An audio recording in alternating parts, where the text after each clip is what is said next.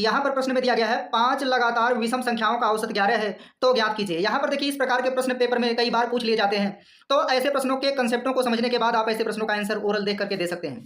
देखिए यहाँ पर जरूरी नहीं संख्याएं छोटी होंगी, यहाँ पर 5 दिया है, कभी 100 देगा, कभी 101 देगा, कभी 125 दे सकता है, 121 दे सकता है, 1001 दे सकता है, तो कुछ भी दे दे। यदि आप एक छोटे से प्रश्न के कंसेप्ट को समझ जाते हैं तो ऐसे प्रश्नों का आंसर आप आराम से ओरल दे सकते हैं। तो चलिए प्रारंभ करते हैं। यहाँ पर देखिए 5 लगातार सम या विषम की बात की जा रही है। जो कंसेप्ट है आप नोट कर लीजिएगा, एक केवल सम और विषम के लिए लागू होगा। क्रमागत संख्याओं के लिए हम अलग से क्लास लाएंगे और वहां पर आपको समझाने का प्रयास करेंगे। हो सकता है कि इस प्रश्न को समझने के बाद आप क्रमागत के कंसेप्ट अपने से भी बना सकते हैं। तो चलिए प्रारंभ करते हैं। यहाँ पर देखिए 5 संख्याएं थी और औसत कितना दिया गया है, 11 दिया गया है। तो आप लोग उम्मीद है इसके पहले कुछ जानकारी आपको होगी कि जब औसत दे दिया जाता है तो औसत को हमेशा कहाँ रखते हैं, बीच में रखते हैं। संख्याएं देखिए कितनी है, 5 है, तो 5 में से हम क्या किए हैं, एक संख्या को नोट कर दिए हैं। और ये लगातार संख्याएं हैं तो 11 के पहले भी संख्याएं होंगी, तो 11 के पहले विषम संख्या कौन होगी, तो हम कह सकते हैं 9 होगा। और 11 के बाद की विषम संख्या कौन होगी, 13 हो जाएगी।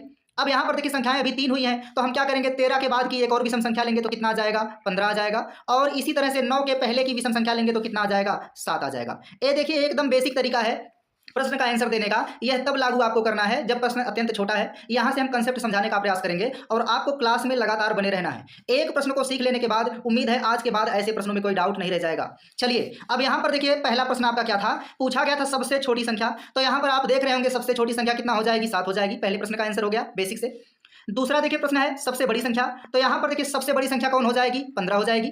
इसके बाद देखिए कहा गया है छोटी बड़ी का योगफल, मतलब छोटी व बड़ी संख्या का योगफल बताना है। तो आप योगफल के लिए क्या करेंगे, 7 को और 15 को जोड़ लीजिए। अभी देखिए आगे हम आपको शॉर्टकट भी बताएंगे, बस यहाँ पर बेसिक समझिए पहले। तो 15 7 कितना हो जाएगा, 22 हो जाएगा। इसके बाद छोटी बड़ी का अंतर पूछा गया है, तो डिफरेंस लेना है किसमें, 7 और 15 का डिफरेंस लेना है। तो आप क्या करेंगे, बड़ी में से छोटी संख्या घटा देंगे, तो 15 में से 7 घटा देंगे, कितना आ जाएगा, 8 आ जाएगा। तो ये था देखिए प्रश्न को लगाने का एकदम बेसिक तरीका।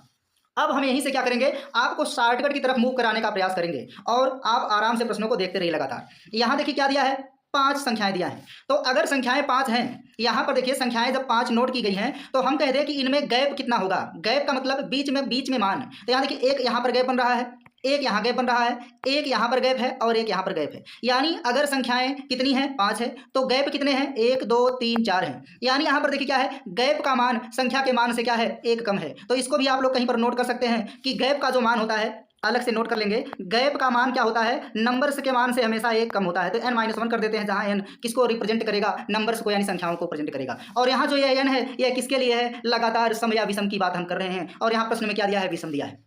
तो यहाँ पर प्रश्न का आंसर आपको उम्मीद है मिल गया होगा। सबसे छोटी संख्या 7 है, सबसे बड़ी संख्या कितना है, 15 है। और यहाँ पर देखिए दोनों का योगफल कितना हो जाएगा, 15 7 22 हो जाएगा। दोनों का अंतर कितना हो जाएगा, तो 7 और 15 का डिफरेंस कितना हो जाएगा, 8 हो जाएगा। अब चलिए शॉर्टकट की तरफ मूव करते हैं। तो सबसे पहले ऐसे प्रश्नों का शॉर्टकट निकालने के लिए यदि संख्या, ध्यान से सुनिएगा, यदि संख्या और औसत दे दिया जाए तो आप क्या करेंगे, सबसे पहले गैप निकालेंगे। अब यहाँ पर देखिए जब गैप निकालेंगे तो यहाँ देखिए संख्या कितनी है, 5 है, और 5 में से 1 घटा देंगे तो कितना आ जाएगा, 4। यानी यहाँ गैप का मान कितना आ गया, 4 आ गया। यानी औसत के अलावा शेष कितना गैप बचेगा, 4। तो 4 गैप का देखिए मतलब क्या है कि आप औसत से 2 गैप पहले जाएंगे और औसत के बाद में 2 गैप जाएंगे। अब पहले के लिए आपको क्या करना है, माइनस का चिन्ह लेना है। पहले के लिए क्या करना है, माइनस का चिन्ह लेना है, और बाद के लिए क्या करना है, प्लस का चिन्ह लेना है। और यहाँ पर देखिए जो गैप आएगा उसे आपको बराबर 2 भागों में डिवाइड कर देना है। तो 4 का आधा करेंगे तो क्या होगा, 2 होगा। तो आप 11 से 2 संख्या पहले आएंगे और 11 के बाद 2 संख्या ले जाएंगे। इतना क्लियर हो गया होगा।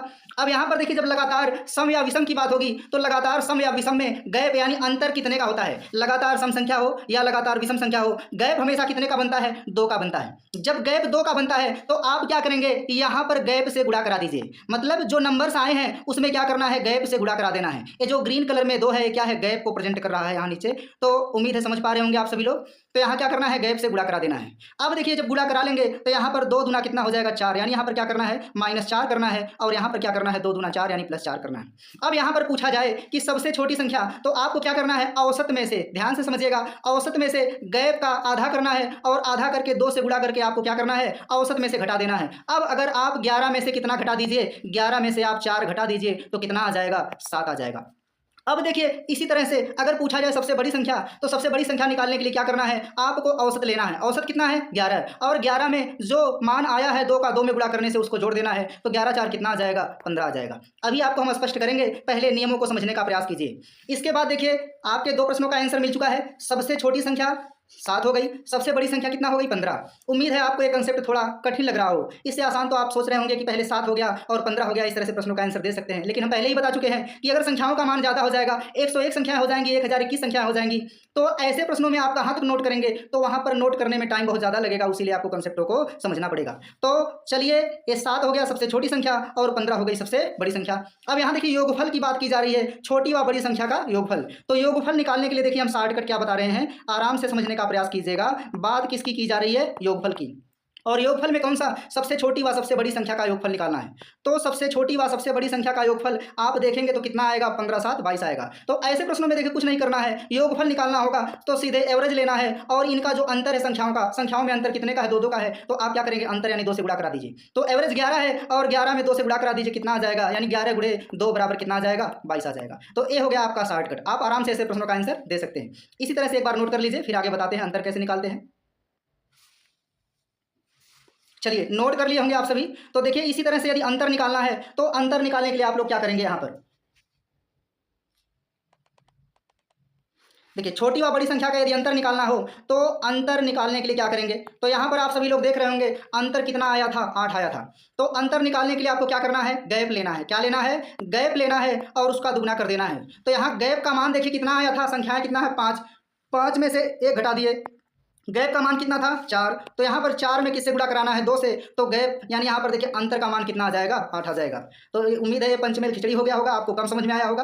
तो एक बार पहले नोट करिए और आप इस वीडियो को 2 बार देखेंगे। इसके बाद हम एक बार अब डायरेक्ट शॉर्टकट से बताने का प्रयास करेंगे। चलिए उम्मीद है प्रश्नों को आप सभी लोग नोट कर लिए होंगे। अब यहाँ पर इसे क्या करते हैं, हम डायरेक्ट शॉर्टकट से बताने का प्रयास करते हैं, और आप सभी लोगों को एक ही बार में शॉर्टकट से आराम से समझ में आ जाएगा। तो ऐसे प्रश्नों में देखिए क्या करना है, आपको कुछ नहीं करना है, सीधे आप प्रश्नों का आंसर ओरल दे सकते हैं। और ओरल देने का तरीका जो है हम बता रहे हैं आपको सीधे। देखिए यहाँ पर संख्याएं कितना है, 5 है, और औसत कितना है, 11 है। तो यहाँ पर हम गैप की बात सीधे करेंगे ओरल प्रश्न का आंसर देने के लिए। तो गैप क्या हो जाएगा, 5 में से 1 घटा दीजिए, कितना आ जाएगा, 4 आ जाएगा।